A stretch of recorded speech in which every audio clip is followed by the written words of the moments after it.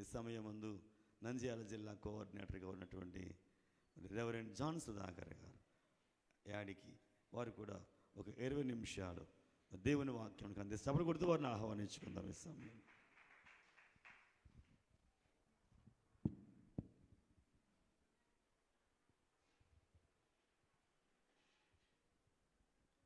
దేవునికి స్తోత్రము కలుగును గాక.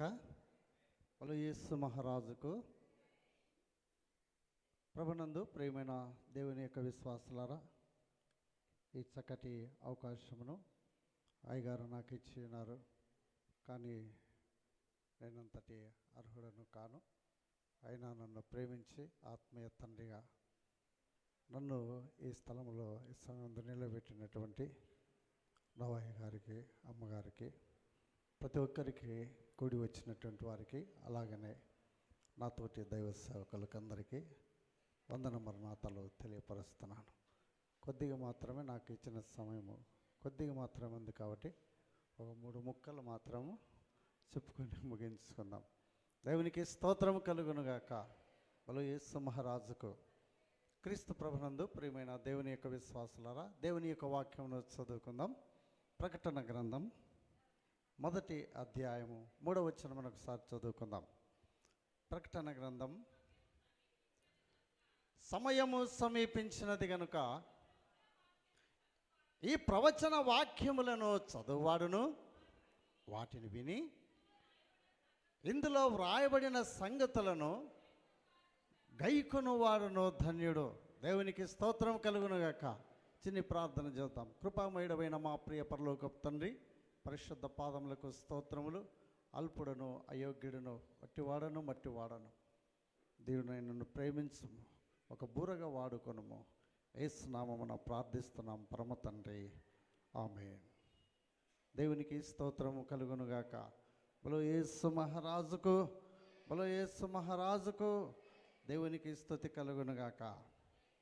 ప్రకటన పరమ గీతములు మన అయ్యగారు నేర్పించినటువంటి పద్యములలో దయచేసి ఒక చిన్న విషయం గమనించండి.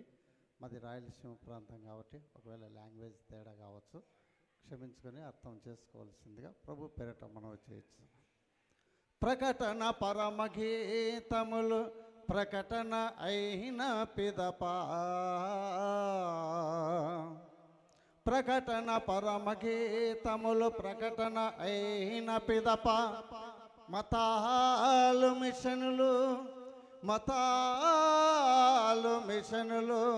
బైబిలు మిషనులోనికి వచ్చునను మాట నెరవేరగలదో, వచ్చునను మాట నెరవేరగలదో. ప్రకటన పరమ గీతములు ప్రకటన అయిన పిదప, మతాలు మిషనులు బైబిలు మిషనులోనికి వచ్చునను మాట నెరవేరగలదో, వచ్చునను మాట నెరవేరగలదో, వచ్చునను మాట నెరవేరగలదో. ప్రభునందు ప్రియమైన విశ్వాసులారా, ఈ యొక్క ప్రకటన గ్రంథమును చదువుకున్నటువంటి ఈ యొక్క వాక్య భాగమును గమనిస్తే, దేవుడు మనకిచ్చినటువంటి ఈ యొక్క బైబిల్, ప్రభునందు ప్రియమైన విశ్వాసులారా, ద బుక్ ఆఫ్ హోలీ, పరిశుద్ధ గ్రంథం. భూలోకములో ఉన్నటువంటి గ్రంథాలు ఎన్నో ఉన్నాయి, కానీ ఏ గ్రంథానికి కూడా ఈ టైటిల్ ఉందా అమ్మా? పరిశుద్ధ గ్రంథం. ఒకవేళ నా బైబిల్కు లెటర్స్ కనబడకపోవచ్చు, మీ బైబిల్ మీద ఉంటుంది. ఏమని ఉంటుంది? పరిశుద్ధ గ్రంథం. ఇది ఏ గ్రంథము? హోలీ బైబిల్, పరిశుద్ధ గ్రంథం. ఒకవేళ నువ్వు ఎన్ని గ్రంథాలైనా రాయొచ్చు, నువ్వు ఎన్ని గ్రంథాలైనా నువ్వు ముద్రించవచ్చు, నువ్వు ఏ గ్రంథాలు రాసినా, ఎన్ని చేసినా, ఏం చేసినా దాని మీద ఈ యొక్క నేమ్ రాయడానికి వీల్లేదు. కారణం ఏమిటి? ఎందుకు ఈ గ్రంథం అనకు పరిశుద్ధ గ్రంథం అనే వ్రాయబడిందనగా, ఇందులో ఎవరి చరిత్ర అయితే ఉన్నదో ఆయన ఎవరు? పరిశుద్ధుడు. దేవునికి స్తోత్రం కలుగునుగాక. ఆయన పరిశుద్ధుడు కనుక ఆ గ్రంథములో వ్రాయబడినటువంటి సంగతులేమి, పరిస్థితులేమి, ఆ యొక్క గ్రంథంలో వ్రాయబడినటువంటి ఆయన పరిశుద్ధుడు కనుక ఆ గ్రంథమునకు పరిశుద్ధ గ్రంథం అనబడేటువంటి నేమ్ అనబడేటువంటిది వచ్చినది. అయితే ప్రభునందు ప్రియమైన విశ్వాసులారా, బైబిల్ పండితులైన వారు, మన ఆత్మీయ తండ్రి గారు ఒక మాట అంటారు. ఈ ప్రకటన గ్రంథము బైబిల్కు మొత్తం ఎన్ని పుస్తకాలు ఇందులో ఉన్నాయి? 66 పుస్తకాలు. మిమ్మల్ని ప్రశ్న అడిగేంత గొప్పని కాదు, క్షమించండి, దేవునికి మహిమ కలుగును గాక. 66 పుస్తకాలు ఇందులో ఉన్నాయి. ఈ 66 పుస్తకములో ప్రభునందు ప్రియమైన దేవుని యొక్క విశ్వాసులారా, మానవునికి 2 నేత్రములు అవసరమా? అవసరం లేదా? అవసరము.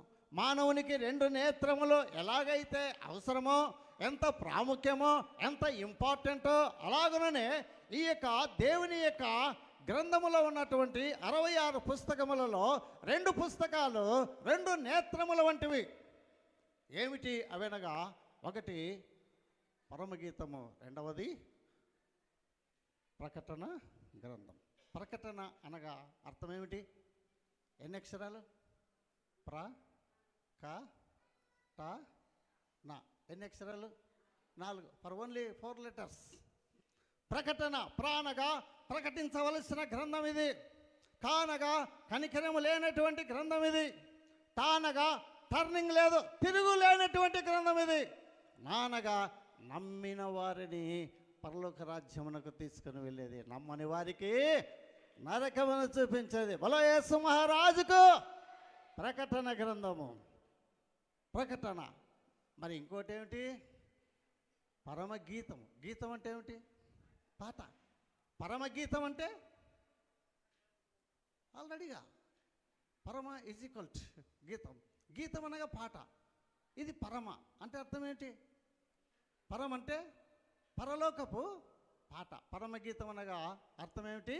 పరలోకపు పాట. అందుకే పాడుతుంటాం కదా, పరలోకమో నా దేశమో పరదేశే నేనిలా మాయాలోకమేగా నేను యాత్రికుడాను. పాఠం అందరికి వచ్చినటువంటి కీర్తనే. పరలోకమో నా దేశమో పరదేశే నేనిలా మాయాలోకమేగా నేను యాత్రికుడాను.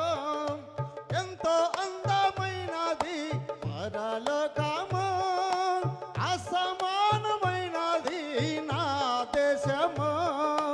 ఎంతో అందమైనది పరలోకము, అసమానమైనది నా దేశము. ఎల్లప్పుడూ విశ్వాసముతో యాత్రను సాగింతును, ఎల్లప్పుడూ విశ్వాసముతో యాత్రను సాగింతును.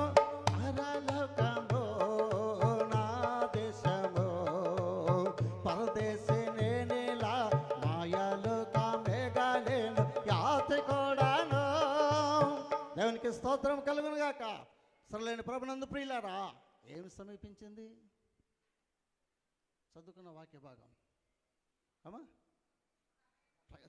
ప్రకటన 1:3. ఏం సమీపించింది? ఇంకోసారి చదవాలమ్మా. ఏం సమీపించిందంట? సమయం. దేనికి? దేనికి? వెళ్ళిపోవడానికా? ముగించక ముందుకే సంకలో బైబిల్ పెట్టుకొని వెళ్ళిపోవడానికా?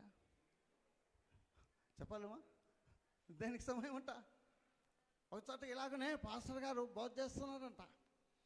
ఆ బోధ చేస్తున్నటువంటి ఆ సమయంలో, రాత్రి సమయంలో వారి ప్రార్థనకు వచ్చే వారికి ఒక్కొక్కరి సంఖ్యలో శాప ఉంటుంది, బైబిల్ ఉంటుందంట.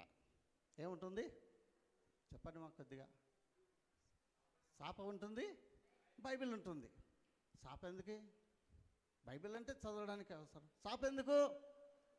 కొద్దిగా వాళ్ళకి ఈ చెప్పేటువంటి ఆయన వాక్యం ఎక్కువైనా, లేకపోతే వాళ్ళకి వినడానికి ఎక్కసమైనా, నిద్రమత్తు వచ్చినా ఈ శాప ఏమవుతుంది? చక్కగా వస్తుంది. పడుకొని వాక్యం వింటారట, నువ్వు చెప్తాను మేము పండుకుంటామంటారంట. ఇలాగున ఒక ఆయన చేస్తున్నాడు, వాక్యం చెప్తున్నాడు. నాలాంటి పాస్టర్, చిన్ని పాస్టర్ చెప్తుంటే, ప్రభునందు ప్రియులారా, అర్ధరాత్రి సమయమైంది. ఆ సమయంలో ఏం చేశారు? అందరూ ఒకరు వెంట ఒకరు శాప మడతెట్టుకొని అందరు లేచిపోయారు. ఒక ఆమె మాత్రము ఆమె కూర్చొని ముందర కూర్చొని ఉంది. ఒక పండు ముసలాయమ, ఫర్ ఓన్లీ 8 years ఉమెన్, 80 ఏళ్ళ వయసు ఉంటుంది. ఆమె ఏం చేస్తుంది, ఈ పాస్టర్ గారు